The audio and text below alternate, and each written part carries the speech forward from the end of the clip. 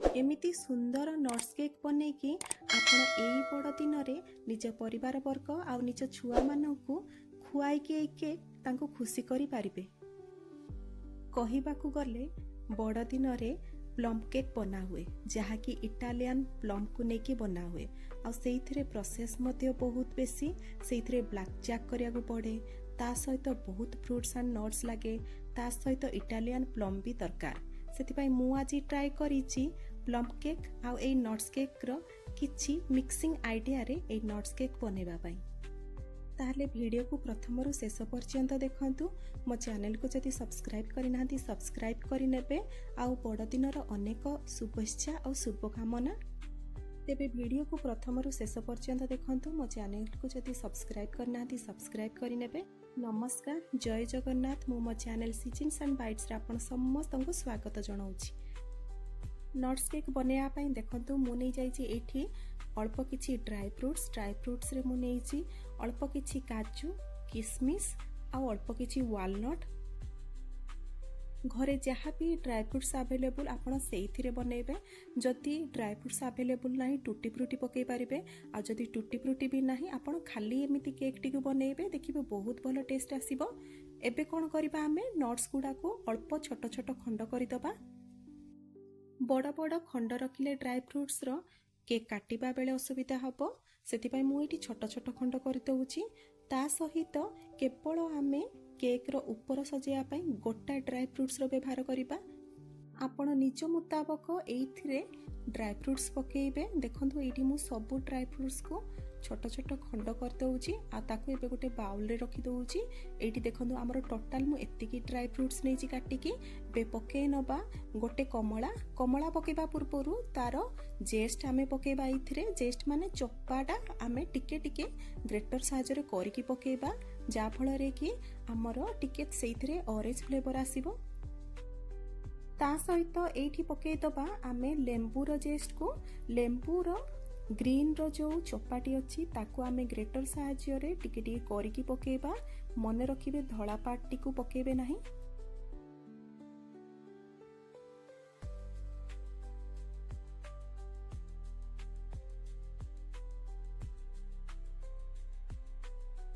एबे जो कमलारू मु जेस्ट बाहर के नहीं थिली देखंतु सेई कमलार दुई फाळरू एबे जूस बाहर कर दे कि मु सेई नट्स रे पके दउछि। आ मने रखिथिबे जूस रे हमर कमलार मंजी रखिबे नाही। आपण जेतबेले भी ऑरेंज आ कमलार जेस्ट नउचंती मने रखिथिबे खूब कम नेबे बेसी नेबे नाही। पूरा जेमिति कि हमर 1/4 टीस्पून हबो सेमिति नेबे। पूरा कया पई गले हाथ रे गोटे चुटकी ही नेबे। एबे जूस आ नट्स को आमे भलो भाबरे बतरिया पई 3 घंटा पई छाडी दबा। एबे चालंतु आमे केक पई बैटर प्रस्तुत करि नबा। देखंतु एठी मो मेजरमेंट कप रे गोटे कप चीनी नेछि। आपन को पाखरे मेजरमेंट कप नथिले आपन कोनसी गिना किबा कप रो व्यवहार करि परिबे।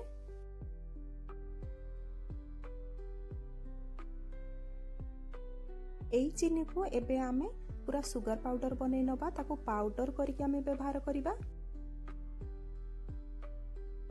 आउ आपण चाहिले चीनी जगार गुड़र व्यवहार करें जहाँ हेल्थ पाई बहुत भल रहिबो। एठी देखंतु हमर पाउडर सुगर मते हो गलानी। एबे मु गोटे बड़ मिक्सिंग बाउल को ढाली दउची। आपण चाहिले ए चीनी को मते भल भाबरे चल्ला साहाय्य रे किबा कोनसी स्टेनर साहाय्य रे भल भाबरे ताको छाणी परिबे। एबे पकई नबा मैदा। मु एठी मैदा रे व्यवहार करछि सेई सेम मेजरमेंट कप रे 3 कप मैदा को गोटे कप चीनी नेथिले तार 3 गुणा आमे एठी मैदा नबा। एठी देखंतु मु मैदा को छाणी की नउची आपन को देखेबा पई। आपन एमिति चला साहाय्य रे कोनसी स्टेनर साहाय्य रे छाणी नेबे। जति किछि लम्प्स रहिबो ए छणा साहाय्य रे से बाहरी जिवो। किंतु देखंतु एठी मु छाणी की देखौची किछि भी लम्प्स रहिबो नाही। ता सहित मु एठी हमर केक रो बैटर को हैंड ब्लेंडर रे ब्लेंडिंग करिबी। सेति पई मु सब जिंस को एठी चला साहाय्य रे किबा स्टेनर साहाय्य रे स्टेन करिनी। एबे पके दबा सेइथिरे 3 छोट चामच बेकिंग पाउडर आ 1.5 चामच पके दबा बेकिंग सोडा। मु एठी गोटे कप मैदा पई गोटे चामच बा गोटे छोट चामच बेकिंग पाउडर ता सहित हाफ छोट चामच बेकिंग सोडा व्यवहार करछि।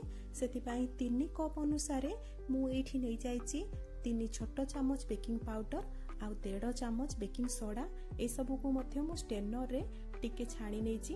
ତା ସହିତ ଗୋଟେ ଛୋଟ ଚାମଚ ଏଇଠି ମୁଁ କଫି ପାଉଡର ପକେଇଛି, ଯୋଉଟା କି ଆପଣ ପକେଇଲେ ଚଳିବ, ନ ପକେଇଲେ ମଧ୍ୟ ଭଲ ଲାଗିବ। ତା ସହିତ ପକେଇ ନେଇଛି ଗୋଟେ କପ୍ ଏଇଠି ରିଫାଇନ୍ ଅଏଲକୁ ଆପଣ ଚାହିଁଲେ ଏଇଥିରେ ବଟର ମଧ୍ୟ ମେଲ୍ଟ କରିକି ପକେଇ ପାରିବେ। ତା ସହିତ ପକେଇ ନେବା ଏଇଠି ପ୍ରଥମେ ଗୋଟେ କପ୍ ରୁମ୍ ଟେମ୍ପରେଚରରେ ରଖିଥିବା କ୍ଷୀରକୁ, ଆଉ ପକେଇ ନେବା ଏଇଥିରେ ଆଗରୁ ବତୁରେଇ ରଖିଥିବା ଆମର ଫ୍ରୁଟ୍ସ ଆଣ୍ଡ ନଟ୍ସକୁ। ଏବେ ଏଇ ସବୁ ଜିନିଷକୁ ମୁଁ ଏଇଠି ହ୍ୟାଣ୍ଡ ବ୍ଲେଣ୍ଡର ସାହାଯ୍ୟରେ ଭଲ ଭାବରେ ବ୍ଲେଣ୍ଡ କରିଦେଉଛି। ବ୍ଲେଣ୍ଡ କରିବା ଆମର କେକ୍ରେ ବହୁତ ଇମ୍ପୋର୍ଟାଣ୍ଟ। ଯେତିକି ଆପଣ ବ୍ଲେଣ୍ଡ କରିବେ ସେତିକି ତାର ଫ୍ଲେଭର ବହୁତ ଭଲ ଆସିଥାଏ। ପ୍ରଥମେ ମୁଁ ଗୋଟେ କପ୍ କ୍ଷୀର ନେଇଥିଲି, ଆଉ ମନେ ରଖିଥିବେ ମୁଁ ଏଇଠି କ୍ଷୀରକୁ ଫୁଟେଇ ଦେଇକି ତାକୁ ରୁମ୍ ଟେମ୍ପରେଚରକୁ ଥଣ୍ଡା କରିକି ଆଣିଥିଲି, ଆଉ ସେଇ କ୍ଷୀର ନେଇଛି ମୁଁ। ତାପରେ ମୁଁ ଏଇଠି ଆଉ ଗୋଟେ କପ୍ କ୍ଷୀର ଏଇଠି ଆଡ୍ କରିଛି ଧୀରେ ଧୀରେ। ଯେପର୍ଯ୍ୟନ୍ତ ଆପଣଙ୍କର ବ୍ୟାଟରଟି ପୁରା ସ୍ମୁଥ ହେଇଯାଇନି, ଯେମିତିକି ପୁରା ପାଣିଆ କିମ୍ବା ପୁରା ବହଳିଆ ହେଇନି, ଗୋଟେ ସ୍ମୁଥ ରହିବ ବ୍ୟାଟରଟି, ସେ ପର୍ଯ୍ୟନ୍ତ ଆପଣ କ୍ଷୀରକୁ ଢାଳିବେ। ଏବେ ଗୋଟେ ଛୋଟ ଚାମଚ ମୁଁ ଏଇଠି ଭ୍ୟାନିଲା ଏସେନ୍ସକୁ ପକେଇଛି। ଆପଣ ଏଇଠି ଭ୍ୟାନିଲା ଏସେନ୍ସ ପକେଇଲେ ଚଳିବ, ନ ପକେଇଲେ ବି ଚଳିବ, କାହିଁକି ନା ଆମର ବହୁତ ନ୍ୟାଚୁରାଲ ଏସେନ୍ସ ପଡ଼ିଛି, ଯେମିତିକି ଲେମ୍ବୁ, କମଳା, ତା ସହିତ ଆମେ କଫି ମଧ୍ୟ ଆଡ୍ କରିଥିଲେ। ଏବେ ମୁଁ ତାର ଫାଇନାଲ ରିଆକ୍ସନ ପାଇଁ ଗୋଟେ ଛୋଟ ଚାମଚ ଏଇଠି ପକେଇ ନେଇଛି ଭିନେଗାରକୁ ପକେଇ ଦେଇକି ମୁଁ ପୁଣି ଥରେ ତାକୁ ଭଲ ଭାବରେ ସବୁ ଆଡ଼କୁ ଫେଣ୍ଟି ନେଇଛି। ଦେଖନ୍ତୁ ଏଇପରି ଭାବରେ ଆପଣଙ୍କର ବ୍ୟାଟରଟି ରହିବ, ଏଇପରି କନସିଷ୍ଟେନ୍ସି ରହିବ, ଯେମିତିକି ବେଶୀ ବହଳିଆ ନୁହେଁ କିମ୍ବା ବେଶୀ ପୁରା ପତଳା ନୁହେଁ। ଏବେ ମୁଁ କେକ୍ ଟିନ୍କୁ ଏଇଠି ଅଳ୍ପ କିଛି ତେଲ ମାରିକି ଗ୍ରୀସିଂ କରିଦେଉଛି। ଆପଣ ଚାହିଁଲେ ବଟର ଲଗାଇ ପାରିବେ, ସେଥିରେ ବଟର ପେପର ମଧ୍ୟ ଦେଇପାରିବେ, କିନ୍ତୁ ମୁଁ ଏଇଠି ଅଳ୍ପ କିଛି ତେଲ ଆଉ ତା ସହିତ ଅଳ୍ପ କିଛି ମଇଦା ଆଡ୍ କରିକି ତାକୁ ସବୁ ଆଡ଼କୁ ଭଲ ଭାବରେ ଡଷ୍ଟିଂ କରିଦେଉଛି। କେକ୍ର ବ୍ୟାଟର ଦେଇକି ଆମେ ଭଲ ଭାବରେ ତାକୁ ଟିକେ ସବୁ ଆଡ଼କୁ ଟିକେ ହଲେଇ ଦେବା, ଯେମିତିକି ସେ ସବୁ ଆଡ଼କୁ ଆମର ବ୍ୟାଟରଟି ସ୍ପ୍ରେଡ୍ ହେଇଯିବ। କେକ୍ର ବ୍ୟାଟରକୁ ସବୁଆଡ଼େ ସ୍ପ୍ରେଡ୍ କରିସାରିଲା ପରେ ଆପଣଙ୍କ ନିଜ ଇଚ୍ଛା ଅନୁସାରେ ଆପଣ କେକ୍ର ଟପ୍କୁ ସଜେଇ ପାରିବେ। ମୁଁ ଏଇଠି ଅଳ୍ପ କିଛି ଟୁଟି ଫ୍ରୁଟି ତା ସହିତ କାଜୁ ଆଉ କିସମିସର ବ୍ୟବହାର କରିଛି। ମୁଁ ଏଇ କେକ୍କୁ ଓଟିଜିରେ ବେକ୍ କରିଛି, ଆପଣ ଚାହିଁଲେ ଗ୍ୟାସ୍ ଚୁଲାରେ ମଧ୍ୟ ତାକୁ ଭଲ ଭାବରେ ବେକ୍ କରିପାରିବେ। ପ୍ରଥମେ ଆପଣ ଗ୍ୟାସ୍ ଚୁଲାରେ କଡ଼େଇ ବସେଇ ନେବେ, ଆଉ ତାର ତଳ ଭାଗରେ ଆପଣ ଲୁଣ ରଖିଦେବେ, ତାକୁ ଢାଙ୍କୁଣି ଘୋଡ଼େଇକି ଅଳ୍ପ କିଛି ସମୟ ପାଇଁ ପ୍ରି ହିଟ୍ ପାଇଁ ଛାଡ଼ିଦେବେ। ତାପରେ ଏଇ କେକ୍କୁ ଦେବେ, ସାଙ୍ଗେ ସାଙ୍ଗେ ବ୍ୟାଟରକୁ ରେଡି କରିକି ଆପଣ କଡ଼େଇ ଭିତରେ ରଖିବେ, ଆଉ ତାର ଢାଙ୍କୁଣି ଭଲ ଭାବରେ ସିଲ୍ କରିଦେବେ, ନହେଲେ ପ୍ରେସର କୁକରରେ ମଧ୍ୟ ବସେଇ ପାରିବେ। ଆପଣ ପ୍ରେସର କୁକରରେ ଦେଲେ ସିଟି ଦେବେନି, ତାକୁ ଲୁଣ ଦେଇକି ତଳେ ସେମିତି ଲୋ ଫ୍ଲେମ୍ରେ ତାକୁ ଘଣ୍ଟେ ପର୍ଯ୍ୟନ୍ତ ବସେଇବେ। ଫାଷ୍ଟ 45 ମିନିଟ୍ ପର୍ଯ୍ୟନ୍ତ ଆପଣ ବିଲକୁଲ ବି ତାକୁ ଢାଙ୍କୁଣି ଖୋଲିବେ ନାହିଁ। 45 ମିନିଟ୍ ପରେ ଆପଣ କୌଣସି ଟୁଥପିକ୍ କିମ୍ବା କୌଣସି ଛୁରୀ ସାହାଯ୍ୟରେ କେକ୍ଟିକୁ ଚେକ୍ କରିବେ। ଦେଖିବେ ଯଦି ଶୁଖିଲା ଛୁରୀ ବାହାରକୁ ଆସୁଛି ଭାରି, ଆପଣ ଜାଣିବେ ଯେ ଆପଣଙ୍କର କେକ୍ଟି ବେକ୍ ହେଇଯାଇଛି। ଯଦି ଶୁଖିଲା ଛୁରୀ ବାହାରକୁ ଆସୁନି, ତାହେଲେ କିଛି ସମୟ ପୁଣି ଥରେ ଲୋ ଫ୍ଲେମ୍ରେ ବସେଇବେ। ଏଇଠି ମୁଁ ଓଟିଜିକୁ 180 ଡିଗ୍ରୀରେ 10 ମିନିଟ୍ ପର୍ଯ୍ୟନ୍ତ ପ୍ରି ହିଟ୍ କରି ନେଇଥିଲି। ପ୍ରି ହିଟ୍ ପରେ ମୁଁ ଏଇଠି ଦେଖନ୍ତୁ ଓଟିଜି ଭିତରେ କେକ୍କୁ ଦେଇ ଦେଉଛି, ଆଉ ତାକୁ ପୁଣି ଥରେ 40 ମିନିଟ୍ ପର୍ଯ୍ୟନ୍ତ 180 ଡିଗ୍ରୀରେ ବେକ୍ କରି ନେଇଛି। ମୁଁ ଏଇଠି ମଝିରେ ମଝିରେ ସଟ୍ସ ନେବା ପାଇଁ ଚେଷ୍ଟା କରିଛି। ଆପଣ ଦେଖିପାରୁଥିବେ ଧୀରେ ଧୀରେ କେକ୍ଟି ଆମର କିପରି ଭାବରେ ଫୁଲିବ। ଟାଇମ୍ର ଡ୍ୟୁରେସନ ସହିତ ମୁଁ ଏଇଠି କେକ୍ର ଫୁଲିବାକୁ ଆପଣଙ୍କୁ ଦେଖାଉଛି, ଆପଣ ଦେଖିପାରିବେ। ପାଖାପାଖି 40 ମିନିଟ୍ ଆମକୁ ଲାଗି ଯାଇଥିଲା। ଏଇଠି ଆମର କେକ୍ଟି ପୁରା ପରଫେକ୍ଟ ଫୁଲିବା ପାଇଁ ଆଉ ବେକ୍ ହେବା ପାଇଁ ଆପଣ ଦେଖିପାରୁଥିବେ ପୁରା ସେ ପରଫେକ୍ଟ ଫୁଲିଛି। ତା ସହିତ ମୁଁ ଏଇଠି ଥରେ ଖୋଲିକି ଆପଣମାନଙ୍କୁ ଦେଖାଉଛି କିପରି ଭାବରେ ଆମର କେକ୍ଟି ପୁରା ବ୍ରଷ୍ଟ ହେଇଛି ଆଉ ସୁନ୍ଦର ମଧ୍ୟ ଦେଖାଯାଉଛି। ତାର କଲର ମଧ୍ୟ ବହୁତ ଭଲ ଆସିଛି। ଏଇଠି ଆମର କେକ୍ର ଟାଇମର ମଧ୍ୟ ଅଫ୍ ହେଲା, ଆଉ ଆମର କେକ୍ଟି ପୁରା ରେଡି ହେଇଯାଇଛି। ୟାକୁ ଏବେ ଥଣ୍ଡା ହେବା ପାଇଁ ଦେବା। ଥଣ୍ଡା ହେଇସାରିଲା ପରେ ଆମେ ତାକୁ ଡିମୋଲ୍ଡ କରିବା। ଦେଖନ୍ତୁ ଆମର ଥଣ୍ଡା ହେଇସାରିଲା ପରେ ମୁଁ ଏଇଠି ଆପଣମାନଙ୍କୁ କେକ୍ଟି ଦେଖାଉଛି। ଆପଣ ଏଇଠି ଦେଖିପାରୁଥିବେ ଆମ କେକ୍ଟି କେତେ ବଢ଼ିଆ ଫୁଲିଛି। ତା ସହିତ ଆପଣ ନିଜେ ଯଦି କ୍ୱାଣ୍ଟିଟିର ଚେକ୍ କରିବେ, ଦେଖିବେ କେକ୍ ଟିନ୍ରେ କେତେ ଆମେ ବ୍ୟାଟର ଭରିଥିଲେ, ଆଉ ଦେଖନ୍ତୁ ଏଇଠି ତାର ପୁରା 4 ଗୁଣା କେକ୍ଟି ଆମର ଫୁଲି ଯାଇଛି। एबे मो केक टी को काटिकी देखौची ताकि ता भितर पट आपण देखि पारिबे जे पूरा से फुली कुक्ड हेची। एई केक टी आपण गैस रे बनांतु किंबा ओटीजी रे बनांतु पूरा परफेक्ट हबो। एई केक टी बहुत सिंपल केक टी आपण इजीली घरे बनै पारिबे।